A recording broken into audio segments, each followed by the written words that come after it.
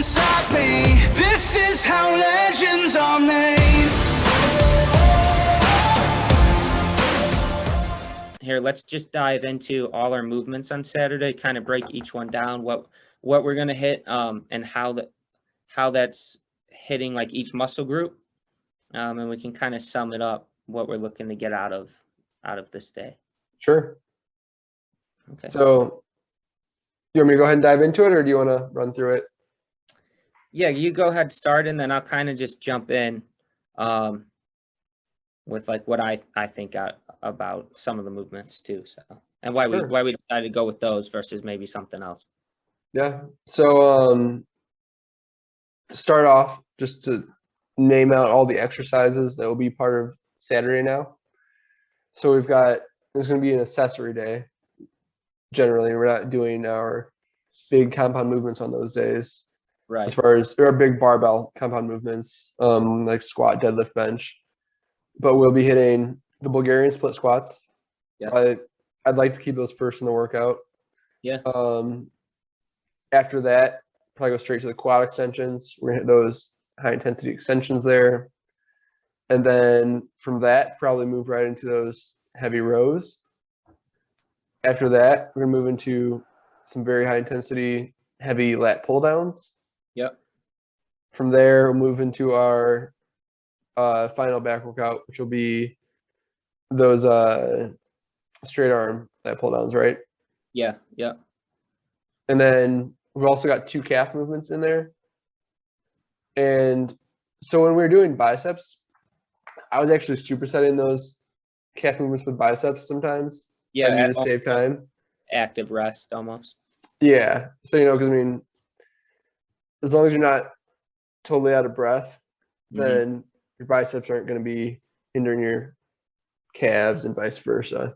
Right. So yeah, we could still superset just based on preference. If we want to superset in the calves with a back movement, we could. So I actually supersetted both calf movements together. Only because I really went a little lighter on the single leg and just focused on like that range of motion, getting all the way up on my toe, all the way down. But then I tried to overload it big time on the seated calf raise. And so like when you're seated, the point of doing them seated and standing, when your knees bent, it completely changes the way that you're hitting your calf muscle, like just the insertion point.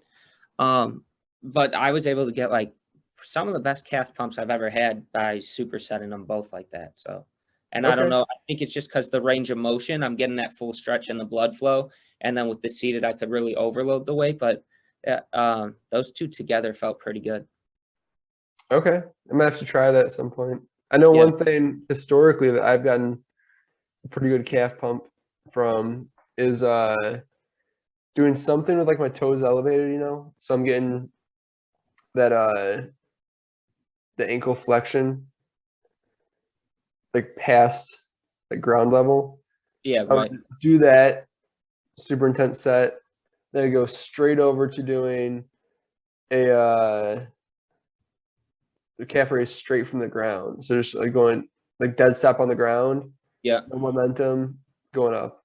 Yeah. But that's besides the point. That's just something that's gotten me good calf pump in the past. But I think the calf work we have in there, essentially if we hit some sort of standing variation, some sort of knee bent sitting variation, I think we can't go wrong with that. I haven't had an issue with calf training. Good. So and with jumping too, because we do jump twice a week. So technically we only hit calves once as like the isolation movement, 2 movements, but we just do them once a week. But we are getting tons of calf work with our jumping. So, and those are all weighted too. So I think we're hitting them enough. And then they're getting hit with our deadlift and our squat as well. So yeah. Good. And definitely Nordic curls. Yeah. Yep, definitely there. I think they're getting enough volume for sure. Yeah, I'd say so. I feel good about them.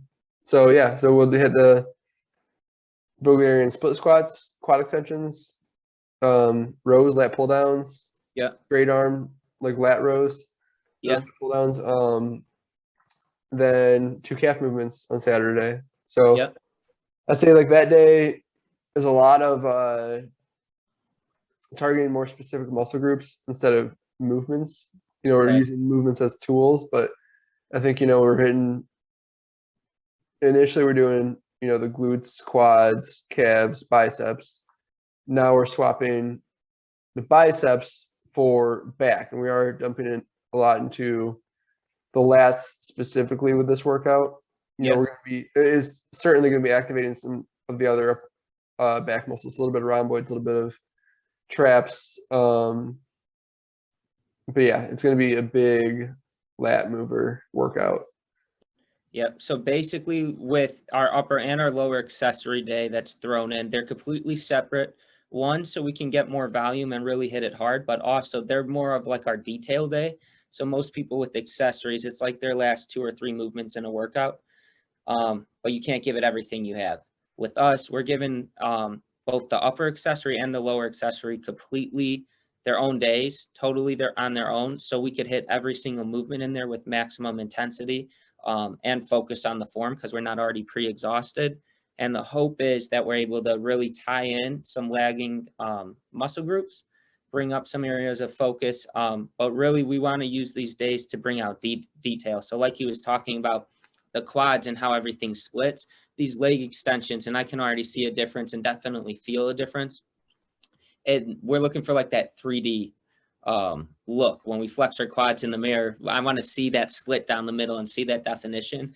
And leg extensions, especially the way we're doing it with that intensity, it's going to bring that shape and that definition and detail in a way that squat and leg press or even lunges just can't do because it's not splitting the muscles the same. Overall, leg press is good for performance, and with this program, we do have jumps, and we're going to have some running in.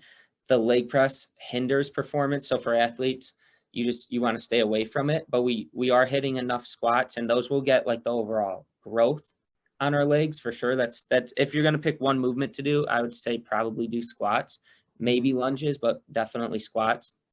But the leg extension, there's really no substitute for that in terms of how it can shape up the legs. If you already have the size there, it may benefit you to lay off the squats a little bit unless you're an athlete and hammer the leg extensions a lot harder than you ever have. And you'd be shocked at how your quads start to look.